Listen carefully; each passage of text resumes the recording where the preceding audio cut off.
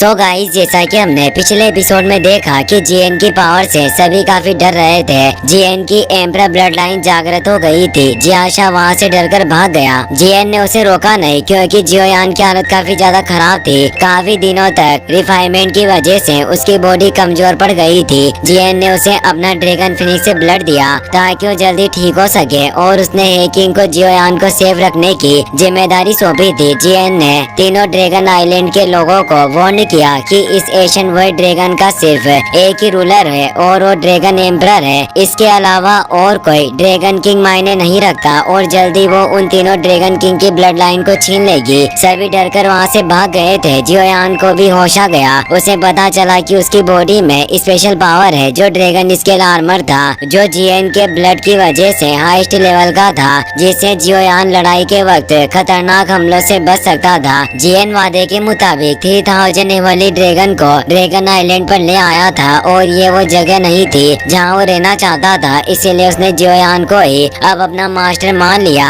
जियोयान एक फियर से थंडर से भरी हुई जगह पर आ गया था जहाँ वो अपने हेवनली अर्थ पपेट और बाकी पपेट को रिफाइन करने लगा। साथ ही अब जियोयान हेवनली फ्लेम की मदद से उस थंडर को रिफाइन कर रहा होता है ताकि वो इससे अपनी पावर को बढ़ा पाए। जियोयान की हेवनली फ्लेम ने एक जायंट लोटस रूप ले लिया जिससे वो बड़ी मात्रा में थंडर को एजो कर रहा होता है। साथ ही सारी पपेट भी एवोल हो रही थी। हेवनली अर्थ पपेट के क्रैक से भी हील होने लगे थे। जियोयान तेजी से रिफाइन की हुई थंडर एनर्जी को अवशोषित करने लगा। आधे महीने के बाद का सीन दिखाया जाता है। जियोयान लगातार अपनी रिफाइनमेंट को जारी रखता है। अब काफी ज्यादा एनर्जी उसकी बॉडी में स्टोर हो चुकी थी जिससे उसकी हेवनली फ्लेम से एक तेज टोर्नेडो क्रिएट हो गया। जियोयान को भी इस एनर्जी को संभालने में काफी प्रॉब्लम हो रही होती है जिससे उसके माथे से पसीना बहने लगा, पर वो भी थंडर की वजह से नष्ट हो रहा होता है। इससे अंदाजा लगाया जा सकता है कि बिना हेवनली फ्लेम के इस थंडर को काबू करना नामुमकिन है। जियोयान ने अब सारी एनर्जी को अवशोषित कर लिया और उसकी बॉडी पर तेज लाइटनिंग गिरने के साथ ही वो 5 स्टार फाइट वेनरेट में प्रमोट हो गया और उसके आंखों के साथ ही वो एक क्रैक दिखाई देते हैं। जियोयान चैन की सांस लेता है कि काफी दिनों की मेहनत के बाद मैं 5 स्टार फाइट वेनरेट में प्रमोट हो पाया। अगर अब वापस मेरी उस 9th तियानजुन से मुलाकात हुई तो मैं अपने हेवन डीमन पपेट के साथ मिलकर उसे पूरी तरीके से खत्म करने में सक्षम हो सकता हूँ। तभी उसकी नजर अपनी दूसरी पपेट पर जाती है जो भी अब फाइट वेनरेट क्लास की पपेट में रिफाइन हो चुकी थी और हेवनली अर्थ पपेट भी पूरी तरीके से रिपेयर्ड हो गई थी। वास्तव में इस जगह पर आने से मुझे दोहरे लाभ मिले हैं जिससे वो खुश हुआ कि आज का दिन उसके लिए वाकई काफी अच्छा था। पर तभी उसे तालाब के नीचे से तेज एनर्जी फ्लक्चुएशन महसूस होते हैं पर कोई भी बाहर नहीं आ रहा होता जिससे उसे लगता है कि क्या ये सिर्फ मेरा भ्रम हो सकता है। अब वो वहाँ से निकलने वाला था इसीलिए वो सभी पपेट को वापस अपने पास रख लेता है, लेकिन तभी उस तालाब में से एक ओल्ड मैन बाहर आता है जो घायल हालत में था और उसकी पावर हाफ फाइट संत रियल्म के आसपास थी। उसके पीछे थंडरबोल्ट क्रिएचर्स पड़े होते हैं जो काफी रेयर क्रिएचर होते हैं जो पूरे कॉन्टिनेंट में कुछ ही एरिया में दिखाई देते हैं क्योंकि हजारों सालों की लाइटनिंग से बॉर्न होते हैं और ये अभी एशियन वर्ल्ड ड्रैगन ट्राइब के बाहरी इलाके में होने से काफी पावरफुल थे जिनसे वो ओल्ड मैन बचकर भाग रहा होता है। जियोयान समझ जाता है कि वो इन थंडरबोल्ट मॉन्स्टर्स का सामना नहीं कर सकता, इसीलिए वो भी जल्दी से जान बचाकर भागने लगता है। पर उन थंडरबोल्ट मॉन्स्टर्स का मेन टारगेट ओल्ड मैन था जिस पर लगातार वो थंडरबोल्ट से अटैक कर रहे होते हैं। जियोयान दूर आकर ये देख रहा था। वो कहता है कि थंडरबोल्ट क्रिएचर कोई ऐसे जानवर नहीं है जिनका आसानी से सामना किया जा सके। अगर इन क्रिएचर ने मुझे थोड़ा सा भी छू लिया तो मुझे चिंता है कि मेरी बॉडी का एक अंश भी नहीं बचेगा। वो ओल्ड मैन लगातार उन क्रिएचर से बचकर भागने की कोशिश कर रहा था जिसके लिए वो वॉइड पोर्टल्स का सहारा ले रहा होता है, पर उन थंडरबोल्ट मॉन्स्टर्स की स्पीड काफी फास्ट थी जिससे ओल्ड मैन उनसे पीछा नहीं छुड़ा पा रहा होता और लगातार उन क्रिएचर से टच होने से बचने की कोशिश कर रहा होता है। पर तभी उसकी नजर जियोयान पर पड़ जाती है। वो सोचता है कि शायद मैं इस लड़के की मदद से बच सकता हूँ और वो उन थंडरबोल्ट्स के साथ जियोयान की तरफ बढ़ने लग जाता है और जियोयान से बोलता है कि यंग फ्रेंड क्या तुम मेरी मदद कर सकते हो। पर जियोयान डर जाता है और कहता है कि तुम इन सब में मुझे क्यों घसीटना चाहते हो, मेरे पास आपकी मदद करने की कोई एबिलिटी नहीं है। पर वो बूढ़ा काफी चालाक होता है। वो जियोयान से आगे निकल जाता है ताकि वो थंडरबोल्ट से जियोयान पर अटैक करे, पर ओल्ड मैन को पता चल जाता है कि जियोयान की पावर सिर्फ 5 स्टार फाइट वेनरेट लेवल पर है, जिससे वो हैरान रह गया कि तुम अपनी इस छोटी सी पावर के साथ वर्ल्ड थंडर पुल में चले आए। क्या तुम अपनी जिंदगी के साथ जुआ खेल रहे हो? जियोयान कहता है कि मैं यहाँ अच्छे से ट्रेनिंग कर रहा था, आप ही हो जो मेरे लिए परेशानी खड़ी कर रहे हो और मैं भी मुसीबत में पड़ चुका हूँ और फिर भी आप मेरी ताकत का मजाक उड़ा रहे हो। जियोयान काफी स्पीड से अब आगे बढ़ता है ताकि उन थंडरबोल्ट मॉन्स्टर्स से बच सके। ओल्ड मैन हैरान था कि इस लड़के की पावर सिर्फ 5 स्टार फाइट वेनरेट में होने के बावजूद ये काफी ज्यादा फास्ट है, पर वो सोचते हैं कि ये बच्चा मेरे जितना फास्ट नहीं हो सकता और वो जल्दी से आगे निकल जाता है और कहता है कि बच्चे पहले इस जगह से मैं निकलूंगा और वो एक वाइट पोर्टल खोलकर वहाँ से निकल जाता है। जियोयान सोचता है कि ये एक कमीना है जो यहाँ से चला गया और मुझे इन मॉन्स्टर्स के साथ फंसाना चाहते हैं। थंडरबोल्ट मॉन्स्टर तेजी से जियोयान के पीछे आ रहे थे। इसी के साथ ये सीन यही कट हो जाता है, पर कुछ ही देर में जियोयान एक वाइट पोर्टल खोलकर उस जगह से बाहर निकल आया। उस पर थंडर अटैक हुए पर उसे कुछ नहीं हुआ था। वो कहता है कि वास्तव में इस वाइट थंडर पुल की गहराई में क्या छिपा हुआ है जो इतना खतरनाक थंडरबोल्ट मॉन्स्टर्स यहाँ पैरा दे रहा है, और वो बूढ़ा जरूर अंदर कुछ ढूंढ रहा होगा और यहाँ तक कि उसने उस क्रिएचर्स को मेरे पीछे लगा दिया।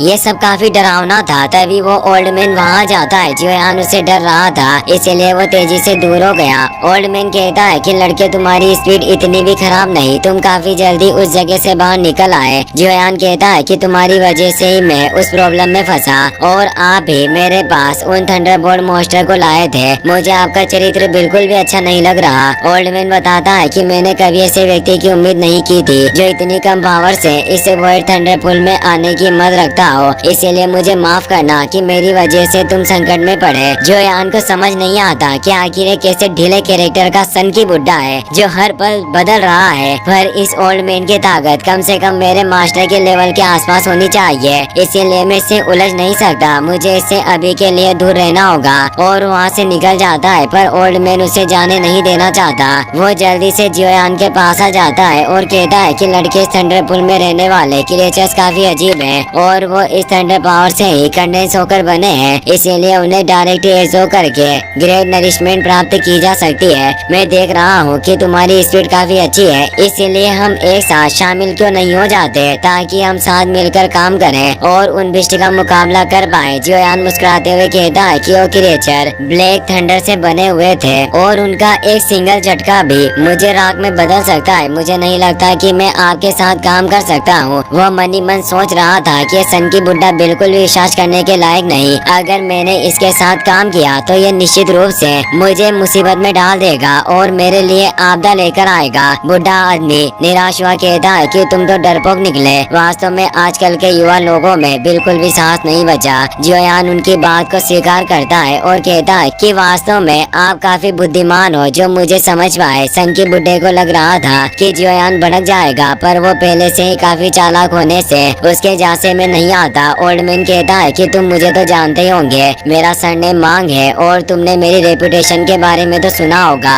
जियोयान ने आज तक मांग फैमिली के बारे में नहीं सुना, इसीलिए वो बोलता है कि मैं आपके बारे में नहीं जानता। तो वो और ज्यादा निराश हो जाते हैं और कहते हैं कि वाकई तुम एक मूर्ख लड़के हो, इसीलिए अब तुम इस जगह से जा सकते हो और मैं भी यहाँ से निकल रहा हूँ। लड़के तुम्हारी पावर इतनी खराब भी नहीं है, लेकिन अगर तुम मेरे पीछे नहीं आना चाहते तो तुम्हें कड़ी मेहनत करनी होगी। और वहाँ से चले जाते हैं। तभी वहाँ हे किंग भी आ जाते हैं जो कहते हैं कि यंग फ्रेंड, अभी हाल ही में मैंने एक पावरफुल एनर्जी टर्ब्यूलेंट को फील किया, तुम ठीक तो हो ना? मुझे काफी फिक्र हो रही थी। जियोयान कहता है कि वो सिर्फ एक छोटा सा एक्सीडेंट था और कुछ नहीं। हे किंग, आपको चिंता करने की कोई जरूरत नहीं। वो कहते हैं कि मैं तो डर ही गया था क्योंकि ड्रैगन एम्परर जीएन ने आपको सेफ रखने की जिम्मेदारी मुझे सौंपी थी। अगर आपको कुछ हो जाता तो शायद ड्रैगन एम्परर जीएन मेरी खाल उधेड़ देती, इसीलिए अब हमें चलना चाहिए। और दोनों वहाँ से एक वाइट पोर्टल के थ्रू निकल जाते हैं। वो ओल्ड मैन भी ये सब सुन रहा था। वो कहता है कि यह लड़का एशियन वाइट ड्रैगन क्लैन का साथी है। आखिर इस लड़के के जैसा आम आदमी एशियन वाइट ड्रैगन क्लैन के साथ कैसे जुड़ सकता है? और इसका नाम जियोयान था,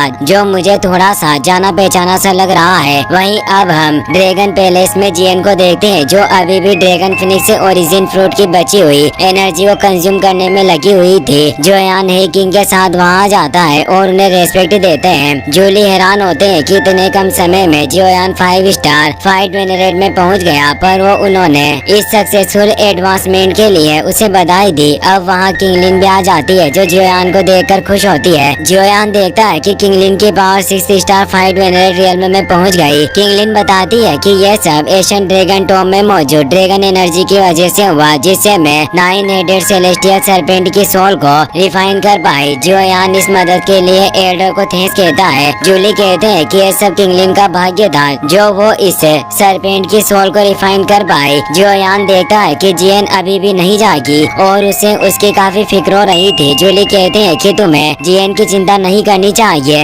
हमारी ड्रैगन एम्परर अब खतरे से बाहर है, पर उन्हें इस ड्रैगन फिनिक्स ओरिजिन फ्रूट की बची हुई पूरी पावर को रिफाइन करने के लिए अभी भी काफी लंबा समय लगेगा और वो काफी जल्दी जाग नहीं पाएगी। जियोयान कहता है कि मैं और ज्यादा देर ड्रैगन आइलैंड पर नहीं रह सकता और वैसे भी यहाँ मुझे काफी लंबा समय बीत गया है और अगर अब भी मैं वापस नहीं लौटा तो मेरे मास्टर काफी चिंतित हो जाएंगे। जूली भी उसकी बात को समझते हैं और उसे एक जेट स्लिप देते हुए कहते हैं कि अगर तुम फिर कभी हमारे ईस्ट ड्रैगन आइलैंड पर आना चाहते हो तो बस इस जेट स्लिप को क्रश कर देना, जिससे हमारी दुनिया के स्पेशल स्पेस में स्पेशल चैनल ओपन हो जाएगा और आप यहाँ आ पाओगे। अब वो दोनों उनसे विदा लेकर वहाँ से निकल जाते हैं। वहीं हम फाइनल स्टार पवेलियन में मास्टर याओ लाओ और फेंग जियान को देखते हैं जो जियोयान का इंतजार कर रहे थे। याओ लाओ को एहसास हो जाता है कि जियोयान वापस आ रहा है। तभी जियोयान और किंगलिन वहाँ जाते हैं और वो दोनों ने रेस्पेक्ट देते हैं। फेंग जियान को एहसास होता है कि जियोयान की पावर पहले से काफी बढ़ गई है और किंगलिन की पावर में भी काफी वृद्धि हुई थी,